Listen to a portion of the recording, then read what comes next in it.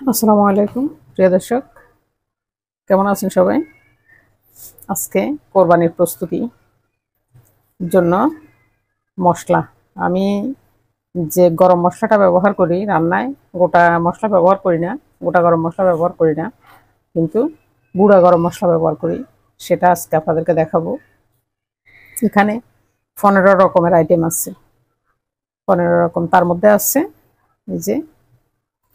এই যে এখানে আছে কালো এলাচ, সাদা এলাচ আছে, জায়ফল, এখানে জায়ফল, তারপরে এখানে আছে জয়ত্রী, আর এখানে নিলাম কাবাব চিনি, এই যে কাবাব চিনি, এখানে দারচিনি, এখানে শাহি জিরা, এখানে জিরা জিরা, আর এখানে জৈন জৈন একটা মশলা আছে, সে জৈন।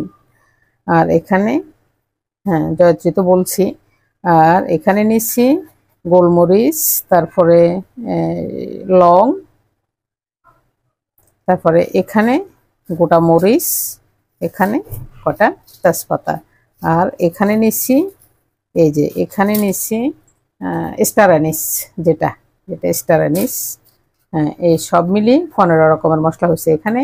এই যেমন তেজপাতা ধরে শুরু করি, যে 1, 2, 3, 4, 5, 6, 7, 8, 9, 10, 11, এখানে 12, তারপরে 13, এখানে আছে 2টা গোলমরিচ আর লং, 14, 15। এখন মিশিয়ে নিব সবগুলো একসাথে, মিশিয়ে নিয়ে চুলায় তাওয়ার উপরে বসিয়ে দিব শুকানোর জন্য। কয়টা মিষ্টি জিরা দিব, এই যে যেটা এটাকে আরো কি একটা নাম বলে, মিষ্টি জিরা। আমি বেশি দিব না, খুব সামান্য দিব, যেহেতু এটা বিরিয়ানি, মাংস সবকিছুর সাথে খাওয়া যায়। সাথে থাকেন।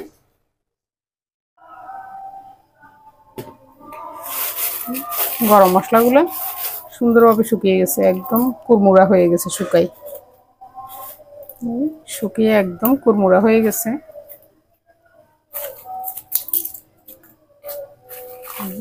এই যে এখন এই যে ব্লেন্ডারে নিচ্ছি, ব্লেন্ডারে নিয়ে নিলাম। এখন ব্লেন্ড করে নেব।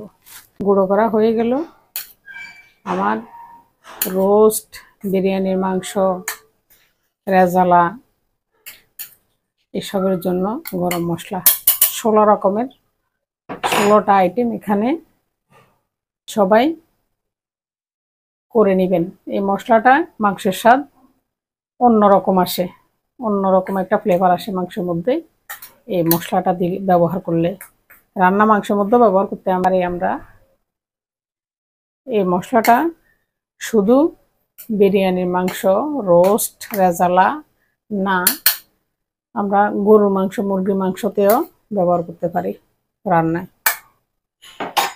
স্বাদটা অন্য লেভেলের একটা স্বাদ আসে এই মশলাটা ব্যবহার করলে।